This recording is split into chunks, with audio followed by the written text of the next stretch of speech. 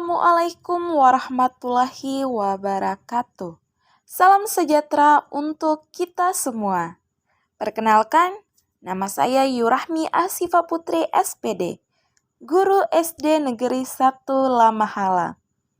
Bapak Ibu guru hebat, pada kesempatan kali ini saya akan berbagi mengenai pemahaman Merdeka Belajar yang ada pada platform Merdeka Mengajar. Kita diharapkan memahami 3 topik Merdeka Belajar sebagai berikut. Yang pertama, pemahaman gagasan dan prinsip pendidikan berdasarkan Ki Hajar Dewantara. Yang kedua, pemahaman untuk memfasilitasi murid agar tumbuh sesuai kodratnya. Yang ketiga, penerapan pembelajaran yang memerdekakan murid. Pada topik Merdeka Mengajar, saya mempelajari 5 modul, di antaranya sebagai berikut. Yang pertama, mengenali dan memahami diri sebagai pendidik. Yang kedua, mendidik dan mengajar. Yang ketiga, mendampingi murid dengan utuh dan menyeluruh. Yang keempat, mendidik dan melatih kecerdasan budi pekerti. Sedangkan yang kelima, pendidikan yang mengantarkan keselamatan dan kebahagiaan.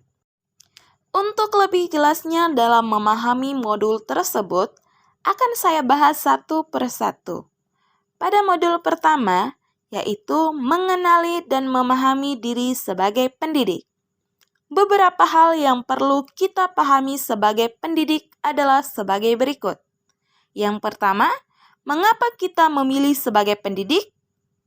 Tentu, kita dapat bertanya pada diri sendiri, mengapa kita memilih guru sebagai profesi? Dan jawaban tersebut tentunya kita sebagai pendidik yang akan mengetahuinya. Yang kedua, mengenali diri sebagai guru, baik dari segi kekuatan dan kelemahan diri. Dengan ini, kita sebagai guru harus menggali potensial yang ada pada diri kita dan terus berkembang supaya dapat mendampingi murid dengan baik dan maksimal. Yang ketiga, guru harus terus belajar secara mandiri dan mampu mengatur diri sendiri karena guru adalah manusia merdeka. Menurut Ki Hajar Dewantara, manusia merdeka adalah manusia yang hidupnya bersandar pada kekuatan diri sendiri, baik lahir maupun batin, dan tidak bergantung pada orang lain. Yang keempat, mampu membawa murid untuk menjadi pribadi yang mandiri dan merdeka. Dalam hal ini, dapat dilakukan bila kita mampu mengarahkan murid untuk mengenali diri, berdaya untuk menentukan tujuan kebutuhan belajarnya yang relevan dan kontekstual terhadap diri dan lingkungannya. Yang kelima, guru harus menyelaraskan agar dapat menjadi pendidik yang relevan dengan perkembangan zaman. Kita harus menyadari bahwa murid kita saat ini adalah generasi digital. Maka, kita harus hadir sebagai sosok pendamping dalam pendidikan mereka. Dan guru harus beradaptasi dengan perkembangan zaman. Yang keenam, pendidik menuntun kekuatan kodrat yang ada pada murid. Kita sebagai guru harus berperan sebagai pendidik untuk menuntun kekuatan kodrat pada murid. Yang ketujuh, guru harus mempunyai semangat mendidik murid. Yang kedelapan, mendidik anak sama dengan mendidik rakyat. Hal ini disampaikan Ki Hajar Dewantara. Di saat kita mendidik murid di zaman sekarang, berarti kita sedang menyiapkan masyarakat dan budaya di masa depan. Kelak, saat murid tersebut sudah dewasa dan terjun di tengah-tengah masyarakat sebagai manusia yang mandiri. Modul selanjutnya mendidik dan mengajar. Ada beberapa hal yang dapat kita pahami pada modul tersebut. Di antaranya adalah sebagai berikut. Yang pertama, mengajar merupakan bagian dari pendidikan. Yang kedua, pengajaran merupakan cara menyampaikan ilmu atau manfaat bagi hidup anak secara lahir maupun batin. Yang ketiga, pendidik merupakan menuntun segala kekuatan kodrat yang ada pada murid agar mereka dapat mencapai keselamatan dan kebahagiaan yang setinggi-tingginya. Yang keempat, murid diciptakan sebagai makhluk yang memiliki kodrat untuk mereka hidup dan tumbuh. Dalam hal ini, pendidik tidak dapat menentukan dan kehendak akan hidup tumbuhnya murid. Yang dapat dilakukan pendidik adalah menuntun tumbuh dan kekuatan-kekuatan yang dimiliki murid dengan mengarahkan segala daya upaya untuk pengembangan budi pekerti, pikiran, dan jasmani murid. Yang kelima, pendidik tidak hanya berbentuk pengajaran yang memberikan pengetahuan kepada murid, tetapi juga mendidik keterampilan berpikir, pengembangan kecerdasan batin murid. Yang keenam, setiap murid memiliki kekuatan yang memerlukan tuntunan orang dewasa.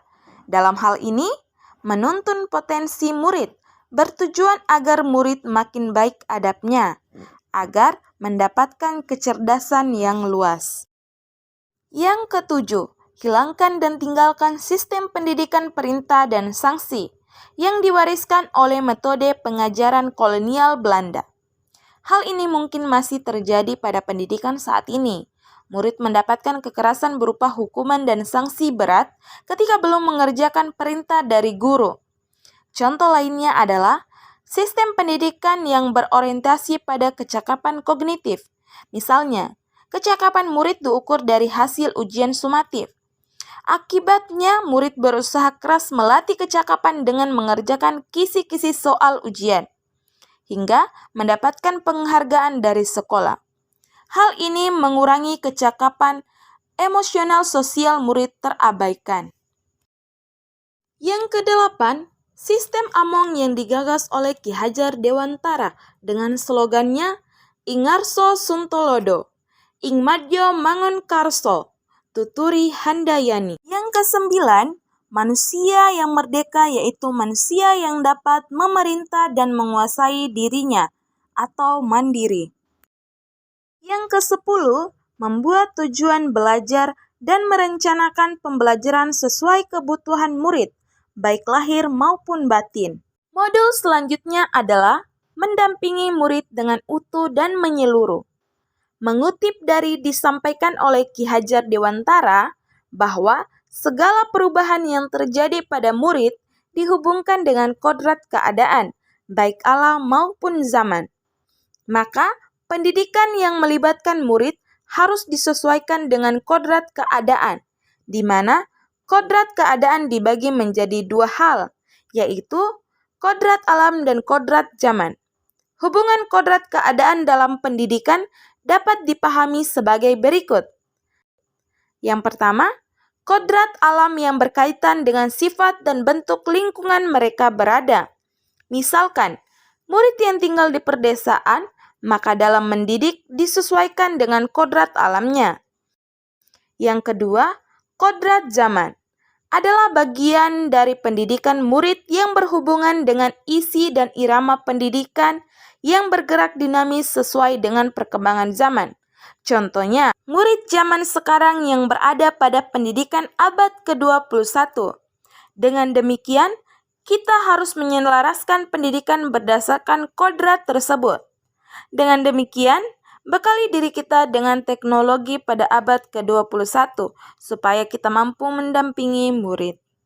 Dari kedua hal ini, pendidikan dapat bergerak dinamis menyesuaikan keadaan zaman yang terus bergerak begitu cepat.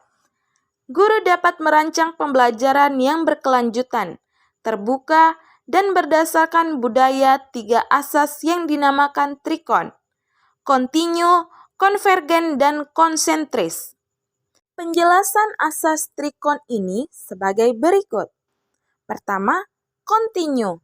Artinya pengembangan yang dilakukan harus berkesinambungan dilakukan secara terbuka, menerus dengan perancangan yang baik. Yang kedua, konvergen, yaitu pengembangan yang dilakukan dapat mengambil dari berbagai sumber dari luar. Ketiga, konsentris, yaitu pengembangan pendidikan yang dilakukan tetap berdasarkan kepribadian kita sendiri. pada modul yang keempat, yaitu mendidik dan melatih kecerdasan budi pekerti. Sebagai pendidik, tidak hanya dapat membantu kecakapan murid pada kecakapan kognitifnya saja, tetapi juga harus membantunya dalam menumbuh kecakapan budi pekerti, di antara lainnya menanamkan watak yang baik. Tempat paling utama menumbuhkan budi pekerti adalah lingkungan keluarga, sedangkan pendidik di sekolah berperan menanamkan budi pekerti.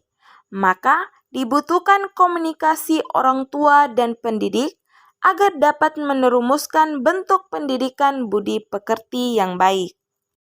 Pada modul yang kelima, yaitu pendidikan yang mengantarkan keselamatan dan kebahagiaan.